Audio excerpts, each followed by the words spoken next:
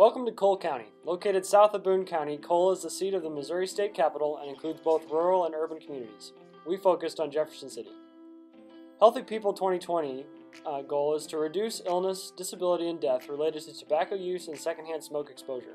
In Cole County, 29.9% of individuals use tobacco.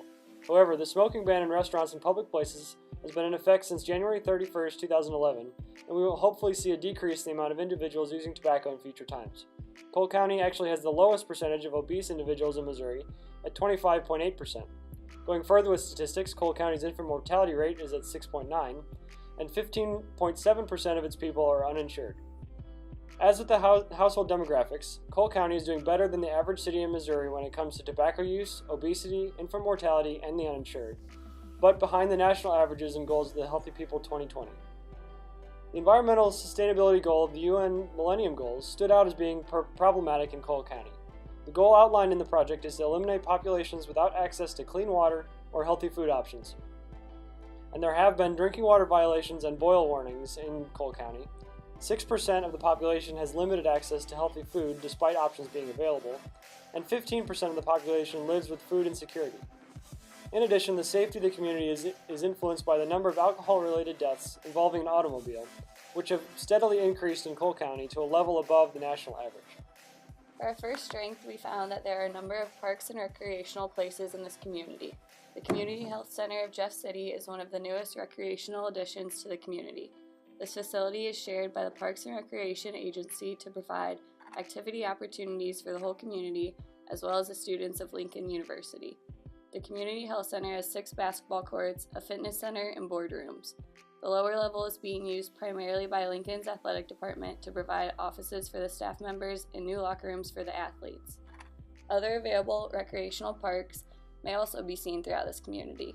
Parks and play sets are available and promote the importance of staying active, which helps with the overall health of the community. Although there are many places that provide the opportunity to stay active, we did notice that most of these parks seemed to be rather empty during our visit. One of the schools we saw had 2 very nice playgrounds fenced in. The playground seemed very clean and in newer condition, which promotes the health and safety of children while also encouraging kids to stay active in the school environment.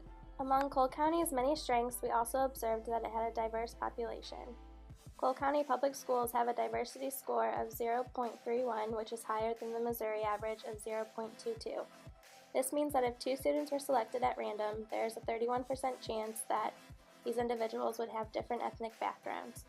We also learned that Jefferson City School District is in the top 15 most diverse school districts in Missouri, ranked at number 12. While walking through the town, we stumbled upon RB International Food Store, which is a store that ships in fresh Jamaican food. There was also a German restaurant called Das Stein House and Patty Malone's, an Irish pub, and Coffee Zone, which is a cafe that serves Mediterranean-style food, as well as a soul food restaurant called the Blue Skillet. We found that Cole County seemed very accepting of other cultures and even encouraged its citizens to experience foods from all over the world. While driving throughout the town, we noticed several different churches, such as First Baptist Church, First Christian Church, as well as the Center for Buddhist Development, and Temple Beth El, which has been serving Jefferson City's Jewish community since 1883. We noticed that Cole County accepted different religions and cultures and promoted participation in each religion.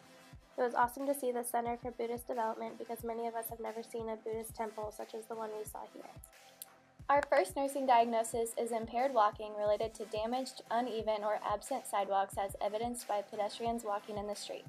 The lack of high-quality sidewalks in Cole County poses as a risk for the pedestrians living in this area. On our drive, we noticed children walking home from school in the streets or even through yards due to the low quality or absence of sidewalks. We also noticed that the population of pedestrians was restricted as we saw no bikers or disabled individuals utilizing the uneven sidewalks that were present.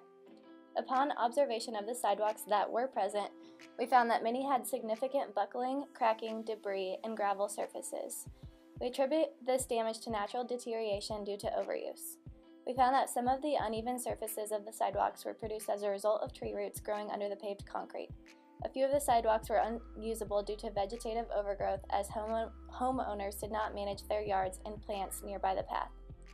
Damaged or absent sidewalks can negatively impact the health of the public in Cole County. For example, decreased accessibility to walkers and bikers discourages individuals from walking to their destination and promotes the use of a car as an alternative. The CDC points out that physical inactivity is a rising public health issue in Cole County. Constructing high-quality sidewalks in this area would promote physical activity in these citizens and could lead to decreased obesity rates. For our second nursing diagnosis for this community, we took a look at some of the living conditions and which concluded for this community another nursing diagnosis: impaired home maintenance related to the abandoned and rundown properties as evidenced by boards on windows and doors, unkept yards, and broken windows. We recognize that the populations at risk are the homeowners, renters, and the homeless squatting within these areas. The etiology of this problem is due to the lack of upkeep in these areas. Many of these houses have been abandoned with no evidence and any maintenance provided over the years. Chipped paint, broken siding, and cracked roofs are a few of the issues that were clearly evident throughout this community. A threat to safety was one of the main health indicators that was evident around this area. Broken glass, steep and cracked driveways, and random nails on porches were some of the biggest threats we noticed scattered around these homes. Last August, Jefferson City passed its half-cent sales tax for improvements.